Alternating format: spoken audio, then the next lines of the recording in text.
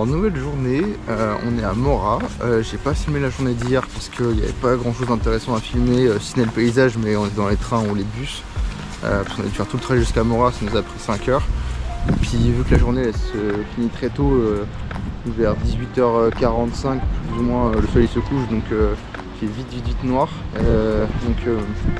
J'ai pas trop filmé la journée d'hier. Là aujourd'hui on va se balader à côté du lac Sigean parce qu'on voulait le voir, mais il fait vraiment un temps pourri. Il a plu toute la journée d'hier, là aujourd'hui il pleut aussi toute la journée, donc et là comme moi on est habillé en tenue de pluie et on est parti pour sortir toute la journée dans la pluie. C'est pas très motivant, mais on sait qu'on va voir des trucs plutôt sympas, donc on se motive et puis force à nous quoi.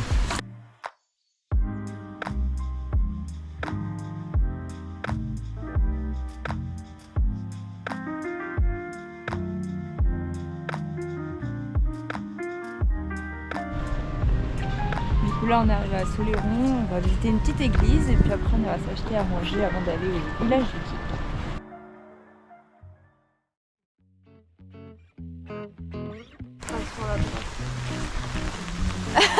Coucou. Voilà. Tu vois la pluie ? Ça fait rêver ce genre de voyage, hein. Ça fait rêver. Ça pour aller voir un lac perdu sur une île perdue. Mais c'est l'aventure. Alors avec Ella on arrive au village viking qu'on voulait visiter et rien que l'entrée elle donne envie en fait.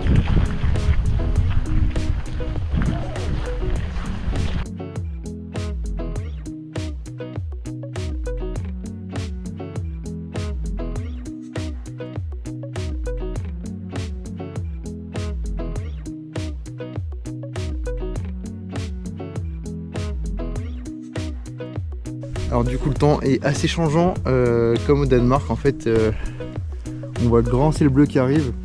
En fait il y a beaucoup de vent tout le temps, du coup bah, les nuages qui arrivent ils repartent rapidement. Je vais mettre un petit peu sur la caméra, hop, et enfin encore pire qu'avant quoi. Hop, voilà. Et du coup on s'est pris la sauce et là le ciel bleu arrive mais c'est peut-être pas duré, donc voilà. Puis on est sur un site historique, du coup je vais laisser en parler un petit peu là. Alors bah là les maisons autour c'est la Constitution, c'est un petit musée mais qui n'est pas ouvert maintenant. On est sur un très vieux site, un cimetière en fait très important à Soleron, un cimetière de Pau.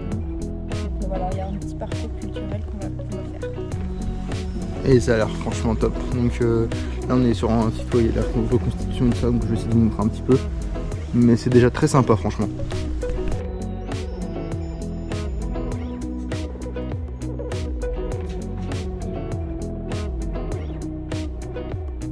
Alors du coup là sur le schéma on peut voir combien valait en argent, en poids en argent à l'époque des Vikings. Donc là on a 10 poules qui valent 1 gramme d'argent.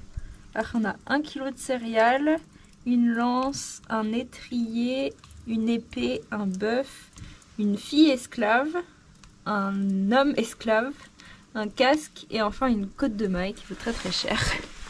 Voilà, donc les esclaves dans l'ère viking étaient payés, coûtaient moins d'argent qu'un casque, tout simplement. C'est fou de se dire ça.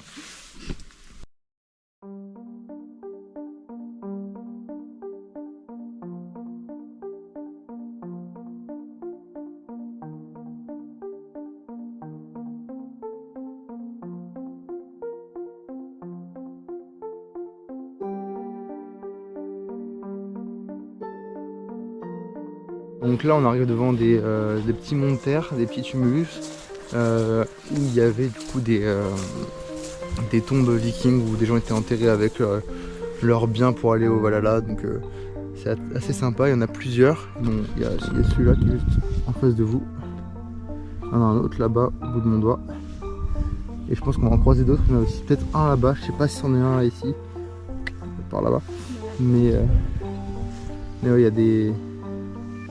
Non là, il y en a pas mal hein, sur le endroit où on est. Donc ouais, c'est bizarre de se dire qu'il y a des vikings qui se sont enterrés là. Puis on a un décor de fou furieux parce qu'il y a des montagnes en fond avec la lumière sur les arbres qui commencent à jaunir et rougir aussi avec l'automne. c'est juste fou le décor en plus du lieu, quoi. C'est incroyable.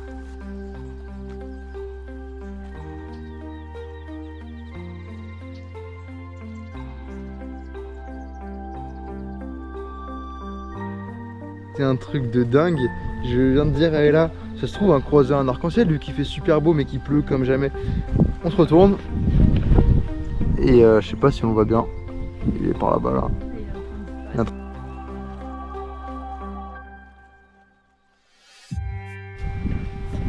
Allez, un autre tumulus caché juste ici avec sûrement plein de sondes dessous. Le tumulus contenait 3 caches funéraires distinctes. La tombe originale se trouvait dans un cairn au fond. Il y avait aussi 2 sépultures plus haut dans le cairn. Ils avaient été interrompus ultérieurement.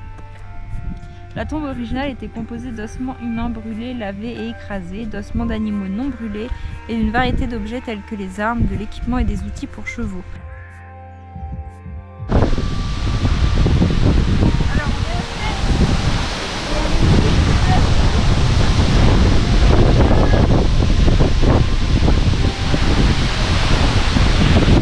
Ouais, il y a un petit peu de vent. Devant vous se trouvent les vestiges de l'ancienne chapelle de Soleron. Elle est restée ici pendant plus de 250 ans avant d'être démolie. La chapelle a probablement été construite sur un ancien site de culte, comme l'indique le nom de Lungardet, comme on appelle la région. La chapelle Saint-Laurent est le premier édifice religieux que nous connaissons à Soleron. La chapelle a été construite au début du XVIe siècle et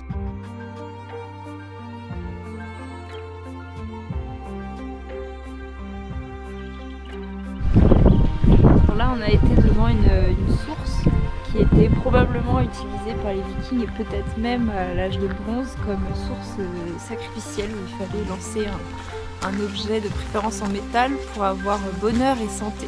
On a jeté une petite pièce nous aussi.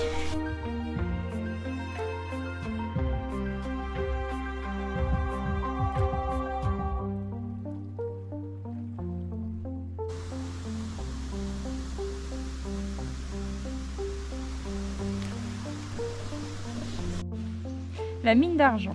Devant vous, vous voyez ce qui était autrefois la mine d'argent de Soleron. Ici, du minerai argenté a été trouvé, ce qui a fait naître de grands espoirs d'exploitation minière rentable. Probablement vers la fin du XVIIIe siècle, alors que la mine de Fallu était en déclin, que cette mine fut ouverte à Soleron.